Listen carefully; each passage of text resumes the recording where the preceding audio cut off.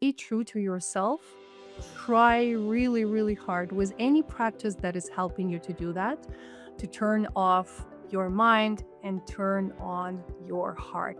It leads you and it comes here, your soul and every person on this planet comes here for a reason, for lessons, and it all sits in here. Just follow your heart and it'll bring you everything that you want in your life. Hello, dear listeners. It's that time again when we stroll through the paths of ambition, desire, and success. Welcome to the Dare to Declare podcast, where we explore the enchanting world of giant manifestors who've turned their visions and goals into the stuff of legends. I couldn't help but wonder, how do some people create the lives they've always dreamed of? Is it the magic of manifesting, the power of perseverance, or perhaps just a dash of serendipity? Well, dear friends, grab your coffee cups because we're about to spill the tea on fascinating journeys of those who dare to dream big and make it happen. Join me as we sip on success stories and ponder the ever-enticing question, can we all manifest our dreams into reality, or is it just an urban fairy tale? I'm your host, Debbi Sluys, and I'm here to guide you through the labyrinth of achievement with heart and soul. Ready to dare to declare? Let's get started. Hey everyone, I am very excited and just pleased to be able to introduce you to a new acquaintance, a new friend that I've made. Her name is Anna Pataman, and we met through a mutual acquaintance, one of my clients actually. And Anna is a personal stylist, image consultant, and creator of the Beauty Codes method. And for those of you who've been following my podcast, you know that styling and even brand photography, there's a connection there to what I do with vision boards, because it's not simply a board on the wall.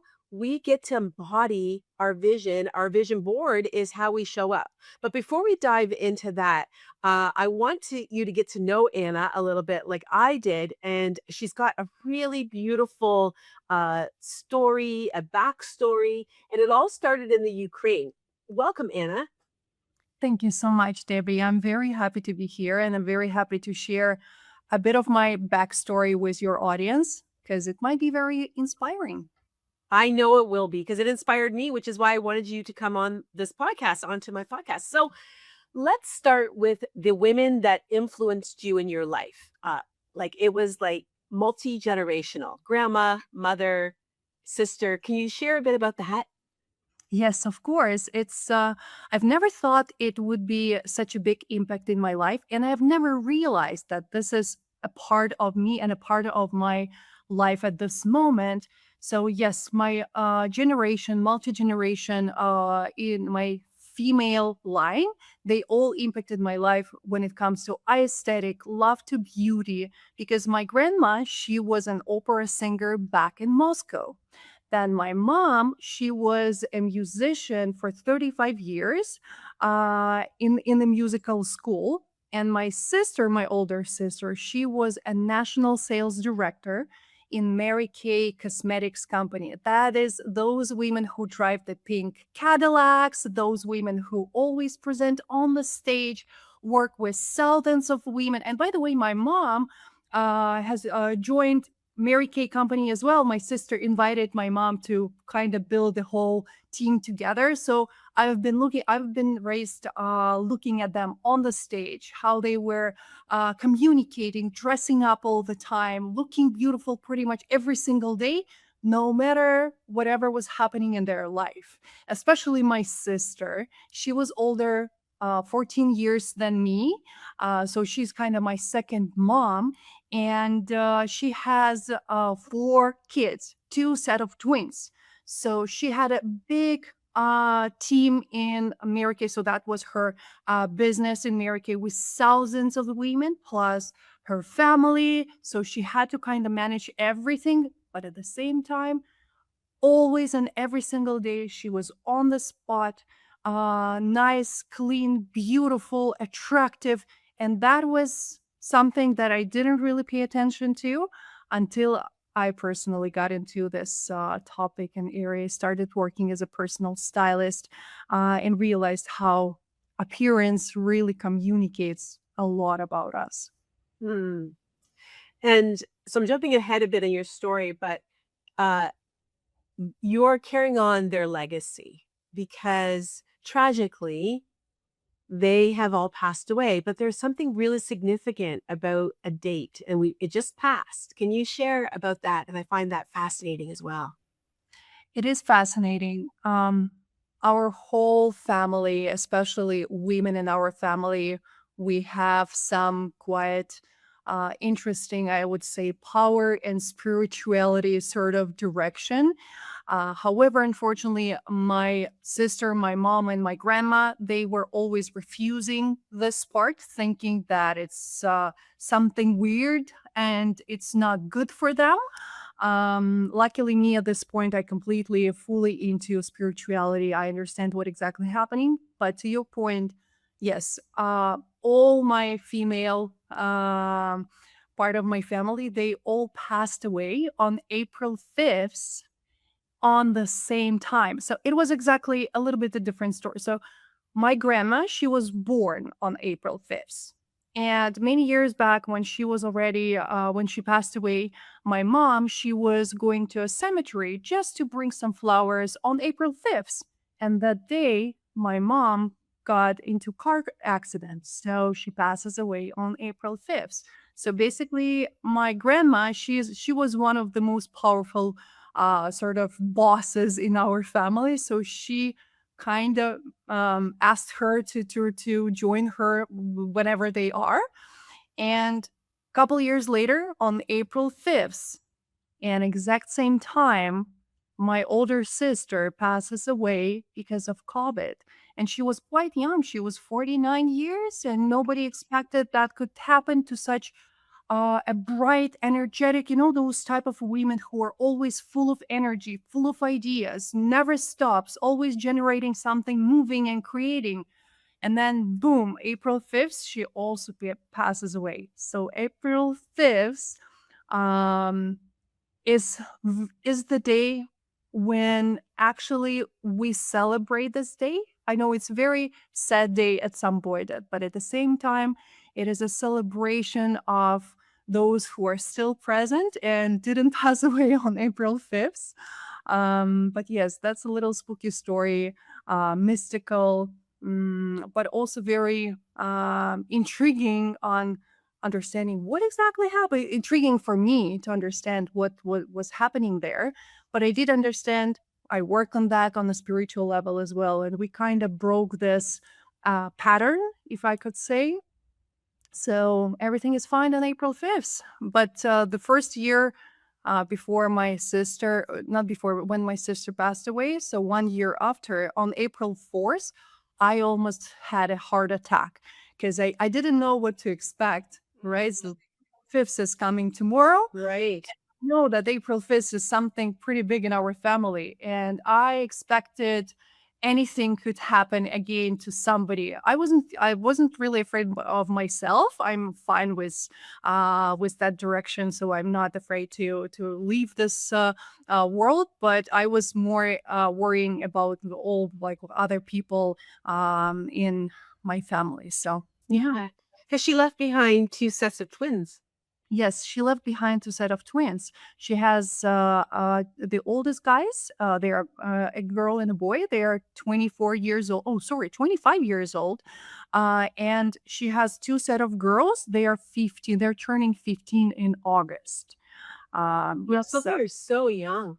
yeah, very young. They were nine, right? 9 when when she passed away. So yeah, it's very sad, Yeah. especially for girls, especially for little girls when they don't have mom and they don't have that experience that at least I had in my life, so I could see like how they do things and what they do, and they're so like always reaching out to me. They're afraid at some point, but at some they're like, "Oh, Anna, can you tell us something about our mom?"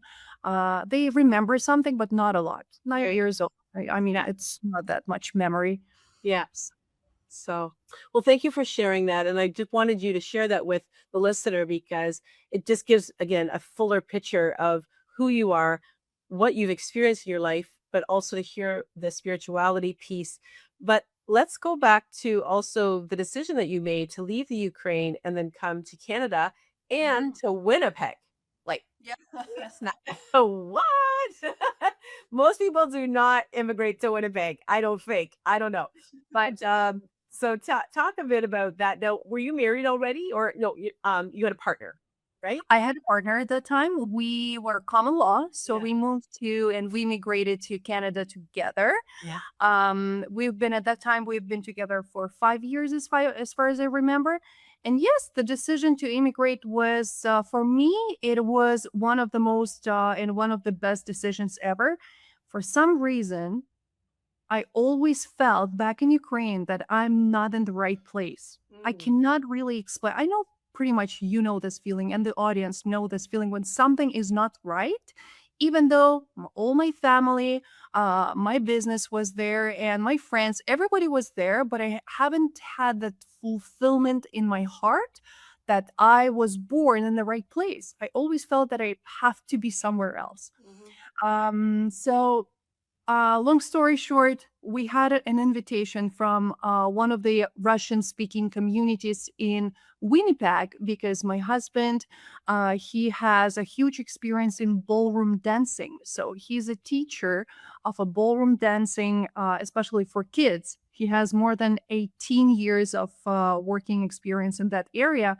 And I'm also a professional ballroom dancer in the past. Hmm. So this Russian speaking community, they were really looking for teachers, for coaches who would have their classes and do some classes for their Russian speaking community kids. That said, they found us, they invited us, they gave us sort of help with the immigration process. That was the legally legit program at that time. I don't know if it's available right now. So this is how we moved to Winnipeg. Yes, I know it's not very yes, it's not the best place to move for the first time. However, it was for me, as I'm very open-minded person, I am looking always for new people, new things, new surroundings area. And visually, it was quite interesting to see everything at a different angle. So the first year, and I spent there 1 year before I got a position and I was invited to work in Ontario from one of the companies, big companies. But yes, that was the move we did together with my husband, and it was quite some nice time in Winnipeg. It was cold though, Yeah. very cold. And you said you're used to cold. Like that didn't bother you too much. It was more. It didn't but no, Yeah. it didn't bother us too much. I don't know. I mean, everybody has their vehicles, everybody has their garage, so it wasn't that big problem. So we didn't spend that much time outside. But for me, after 6 months being in Winnipeg, I realized that it's just way too quiet city for me. It's way too small place for me because I'm all into theaters, galleries. This is what my grandma and my mom used to grab me all the time. Every single weekend, we went somewhere, operas, theaters, and it wasn't like I was lacking that in Winnipeg. And at that point, it was one of the things why I was started looking for some other options and applied for a couple of positions in Ontario. And at the end of the day, they offered me a job and I moved to Ontario. Okay, so you moved to Ontario, but it wasn't without some heartache, some struggles within the relationship, because you said to me that you've noticed that it's like every 7 years. Is that what you were saying? That so it seems like there's a period of 7 years that relationships can go through turmoil or hardship. And so at that 7 year mark, you gave your partner basically an ultimatum, like, I'm going to Ontario, you can come with me or not. You want to talk a Yes. bit about that? Yeah, thank you so much for asking. Yes, so every single relationship and every single couple would experience, and this is just a classic psychology, experience four major crises in their relationship.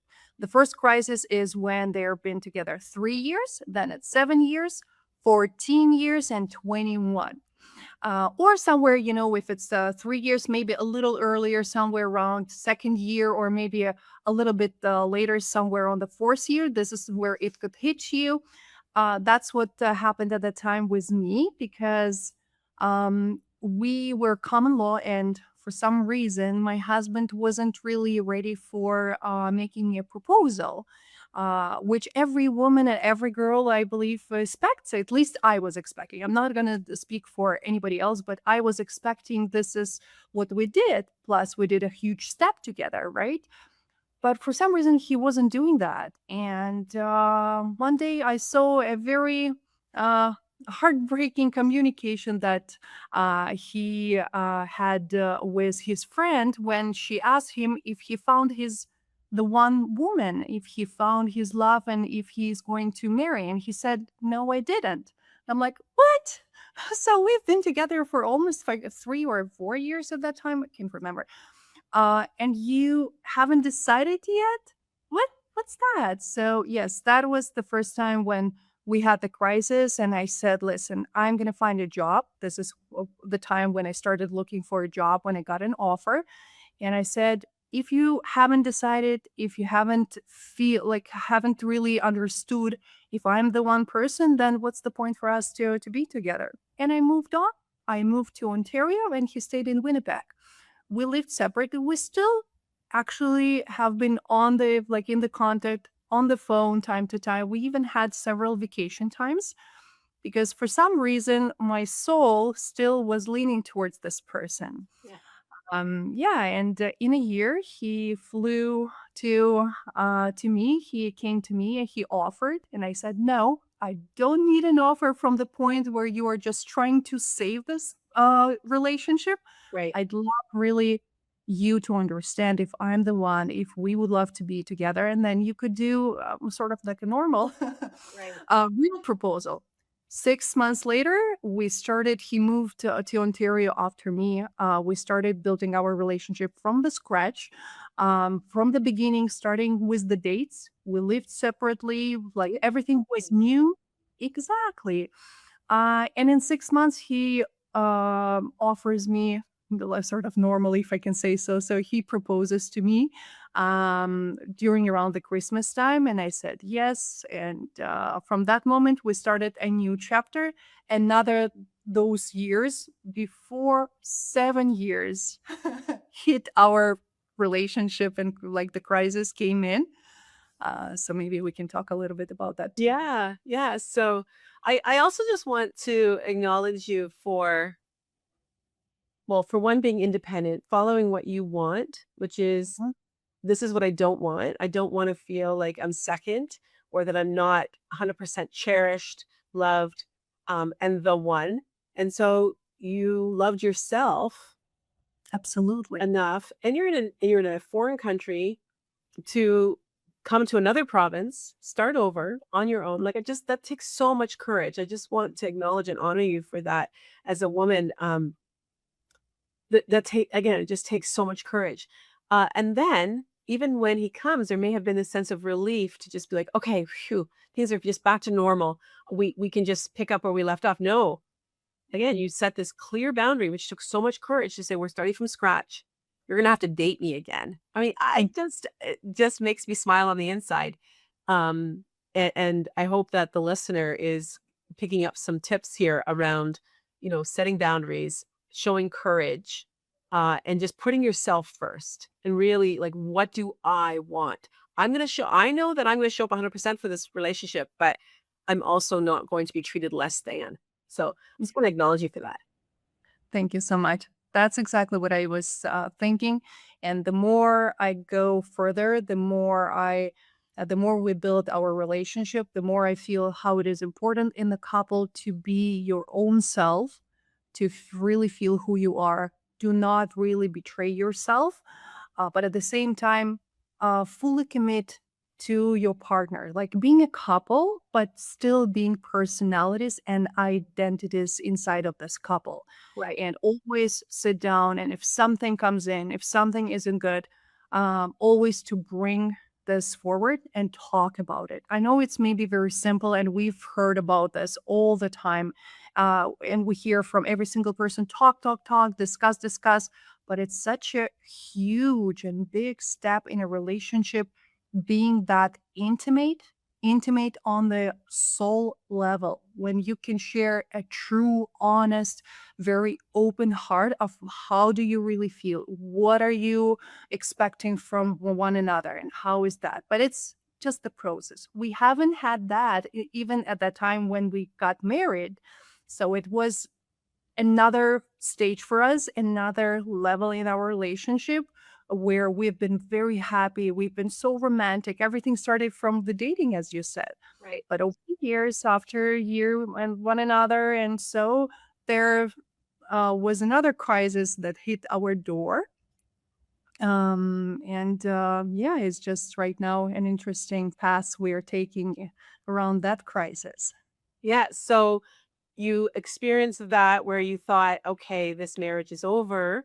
And so you decided to do your own personal development and do something that makes me quake. Like, I cannot even imagine. Like, when you told me, I could feel it in my body where you went to, I think it was a 10-day silent retreat, Vipassana, Vipassana. Hmm. Vipassana, Yeah. and full silence, 10 days, no eye contact, um, no pens, no notebooks, and you can't like, wow. Amazing, eh? Oh my goodness. I just so can you share a little bit about what you discovered during that retreat? How hard it was? Like, it wasn't just like, okay, gonna turn off my brain and fully immerse myself in this. And then also on the other side of it, because you had made that decision that, and I think maybe the two of you had made the decision that the marriage was done. You'd gone basically, it sounds like, to find yourself or to just find some answers, and then coming back, what you discovered. So, yeah, if you talk a bit through that, I know that the listener would be curious, like I was. Thank you so much. It was very hard. Vipassana is one of the ancient meditation that Buddha brought it to life, and Buddha was the first person who uh, showed how to basically meditate, and it was 2,500 years ago. And Vipassana started to grow really big in the world, and I've heard about this practice many times, but I've never thought I would be interested in that, and I've never had um, a full feel like I've never expected that I would have like a big feeling to go there and I would want to go there. However, back in November, for some reason, it was quite also spooky and mystical situation when in one day I got three like two-faced not notifications but signs to my face like you have to go there. I was shocked from three different people all of a sudden. I'll give you an example of one situation. I came to see my osteopath, and it was the second time I saw this person. So it was my second treatment with this person. I didn't know him really well. And during the treatment, while he was pushing me those spots on the body, he says, Anna, you have to go to Vipassana. And I'm laying on the table like, excuse me? What? He's like, I don't know why this just came to my mind right now. And like I was told to tell you this. And I'm like, Wow. what? Wow. The very same day I returned back from this osteopath treatment, and my very good friend, she messages me, sending me a link saying, Anna, I registered for Vipassana and I'd really love you to join and go with me. And I'm like, okay, so I hear you. No words. We are going. Okay, I think this is the time. So yes, Vipassana is a silent retreat where you meditate for 11 hours a day for 10 days in a row with no communication. So you can't speak to anyone. You can't look into people's eyes. You can't touch anybody. You cannot exercise. You are not even allowed to have a notebook or a pen to write down your insights or thoughts. The reason why this meditation and this practice is offered in this way because it is a full integration into understanding who you are, and what you really want.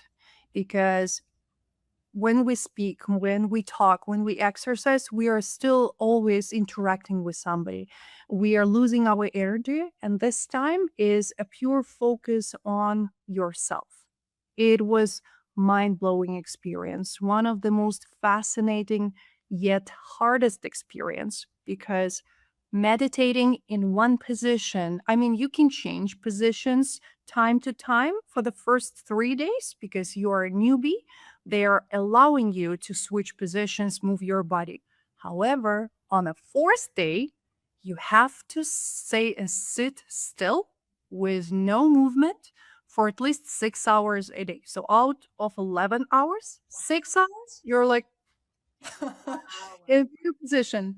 In a still position, you can't move your body, and I can tell you it's a true um it's amazing true time to be with yourself and be with who you really are. Mm. Like having that mirror and looking at everything what's happening in your life, what happened in the past, what's happening right now, and so I've had multiple, I mean, like tons of different insights and observations during 11 hours a day.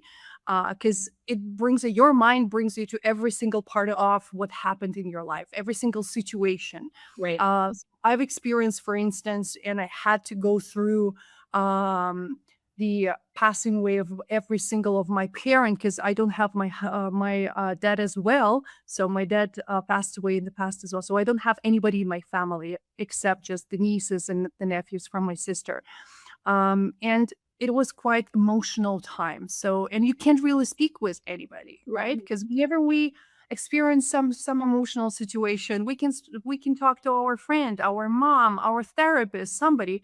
Nah, nah, nah, nah, nah. Here, you're the only therapist for yourself, and this is what Vipassana is teaching you basically to process every single hard situation in your life yourself. That said, one of the biggest insights that I had, a couple of the biggest insights I had, was to always keep the balance in your life. This is what Vipassana teaches you as well. No matter what's happening in your life, no matter what's happening outside around you, always keep your balance. That's number one. Number two is nothing is permanent, everything is changing. Hmm. Even the pain will go away. The frustration, happiness, everything will go away. And that was, I would say, one of the most, again, eye opening vision. We all know this, but I really felt that. Yeah, so after those 10 days, I returned back home because before going there, I really was expecting and I was sure that I am going to divorce my husband. That was like a pure for the first time, like the first time when I left him, but we've never really been married. So, but this time I really wanted to divorce. I thought, no, this is not a good partner for me. And I've been under this impression for 6 months before I came to Vipassana, before I integrated fully into myself. And when I returned back 1 week after, it was fantastic moment when I turned off my mind, I turned on my soul, Hmm. asked myself, do I love this person? My soul was flying high. It was, oh my God, we love this person. We want to be with this person. Finally, you can hear us. So Vipassana gave me the tool and it taught me how to really feel and listen to what you really want. Soul, heart, whatever you, my friends, call it, but go from what you really feel inside of you without thinking logically.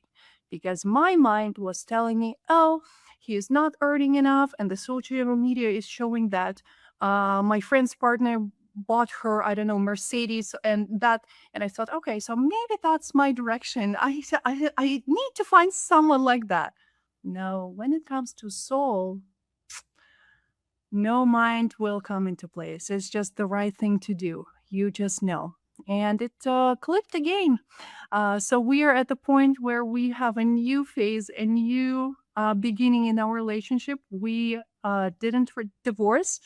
We're together. We actually came for a couple months to stay in Miami, and then we'll return back to Toronto.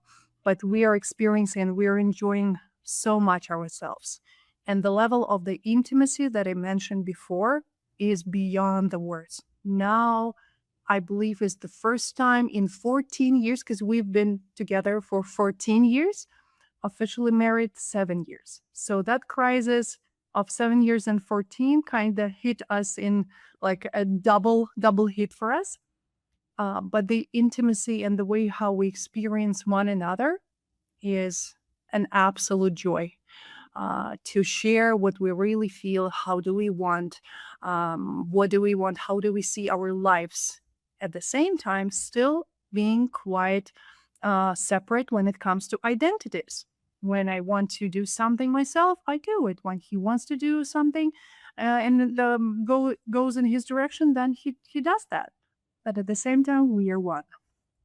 Thank you so much for sharing that inspirational story. We hear of so much heartache, and it's the reality is there is a lot of separation, there is a lot of divorce, and for various reasons. And I just think that your story is unique, and I just appreciate you telling the process, how you got there, and your vulnerability and honesty in sharing that. And I hope that someone who's listening, and I know the person that is listening is supposed to hear this, because nothing is by chance, and that you've given them some hope around that.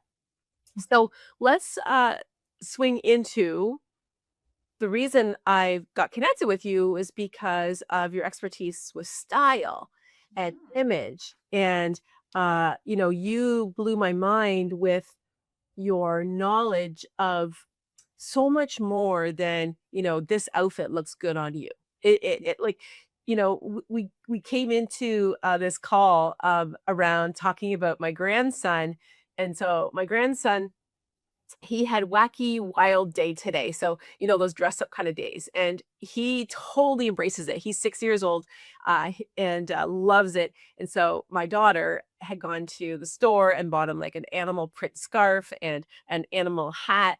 And anyways, she showed me a picture. He was like looked so happy. He was just beaming. So in his mind, wild meant wild animals, right? The animal print. So my other her twin sister, my other daughter, she made a sort of a, sassy comment, well, that's like grandma or me, Jammy, on any given Friday in her animal print. And then they didn't even realize, so those that can see me, I have a big animal print heart on the front of my sweater. And so I had to laugh, like I'm dressed up with my grandson today. But then you made some really astute comments around the color, around the pattern. Can you share that with the listener, just so they get a taste of what it would be like to work with you and how powerful it is to understand the choices that we make on what we put on our body?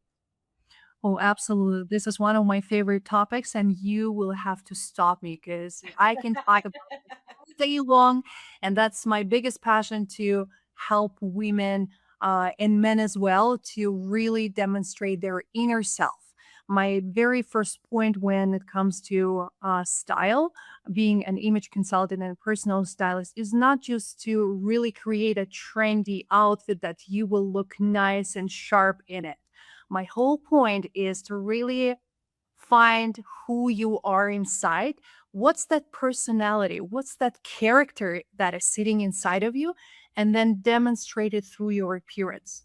On top of that, beside the fact when we know our personality, it is important to understand what perception you'd like to create. And unfortunately, people have no idea when they are dressing up, putting different things, they have no clue that specific color or a specific pattern or a specific hairstyle or a makeup would create an impression and a perception on a subconscious level. Yeah. This is one of my unique method that I called the beauty codes, which explains and shows people how to influence perception through appearance on a subconscious level. So, in more simple ways, I give the codes, I give the tools. I'm like the bridge between your personality, who you are, your character, and how to bring it live to the world so people will perceive you in a certain way. So, creating an outfit subconsciously, I'll give you an example. I spoke about this podcast with my husband yesterday, and he said, Hannah, so tell me, for example, if I'm a true dramatic personality with a lot of rockish details, like I love rock inside. So, and if I'm applying for a job at the bank, how would I not betray myself, the personality who is super rock, but at the same time would come and be perceived at that interview because I really would love to get this job. I'm like, that's the whole point of beauty codes. So, and I gave him this visual of when you're, let's say, dressing up in a quite formal suit, but you have some little accessory, for example, a bracelet or a little part on that suit or a jacket with some metal studs that kind of will link you to your that rockish personality. At the same time, when you come to the interview, that side would perceive you in the right way because you're applying for a job in the bank. There might be a certain even uniform that you have to follow or the rules, but you are not. But they also see that you have something inside of you as well. So beauty codes gives you that conscious understanding how to manipulate in a good sense. So I know that manipulation is such in many aspect people think it's a very bad word, but I do find it's okay word if you use it correctly in the right way. So Well, you think about manipulating Play-Doh or clay, right? Like you're molding, I suppose, like like your own image, you're creating. Oh, absolutely. And for example, if I look at you, I could tell in my perception that any person who would look at you in that sweater you're wearing right now, they could subconsciously think that you're a very warm person because warm colors, they are always perceived on a subconscious level as the person who is with the open heart, like my mom. At the same time, that pattern in the middle that you have with animalistic print gives a direction that if you're not in the right direction with me, I can bite you slightly. I can really show my boundaries and I can really show my character, my strong character inside. So it's kind of balanced. And I explain and give the tools how to read and how to. So it's a great game because you can read people and you can understand what's going on with that personality, even what's happening in their life, like a true psychic. Because by looking at person, by what they're wearing, what even shape of the nails and color of the nails they have, I can tell what exactly happening in their life. So it's a great tool to have and to know because it gives you that perception and understanding on how to influence and how to show up nicely in the way how you want, which is kind of important in the relationship as well, especially when you are in a long-term relationship, when you stuck in some specific roles, being a wife, being a mom, and style and beauty codes can really spice up your life, can really bring that new level of satisfaction and attraction in the couple as well. Yeah, for sure. It really takes advantage of the decisions you're making for what you're putting on your body. It makes me think of neural and linguistic programming, like how our body language says so much about us before we even speak. Like if we're sitting like this, or well, our clothes do the same. And so it may be giving the wrong message. So if you're sloppy, if I was talking to a person yesterday and, they're in a profession that they're supposed to be professional. And she's like, yeah, I just don't have clothes. I'm more like I'm a homeschool mom. And so she was more like dressing down. But I'm like, so who do you want to attract? What clients do you want to attract?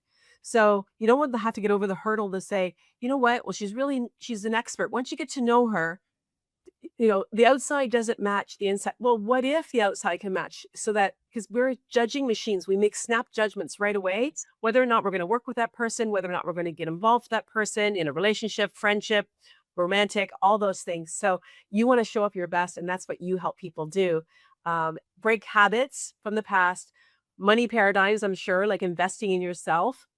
There's those kinds of paradigms I'm sure you have to work through as well. So, Anna, how can people find you and have a conversation with you and potentially work with you?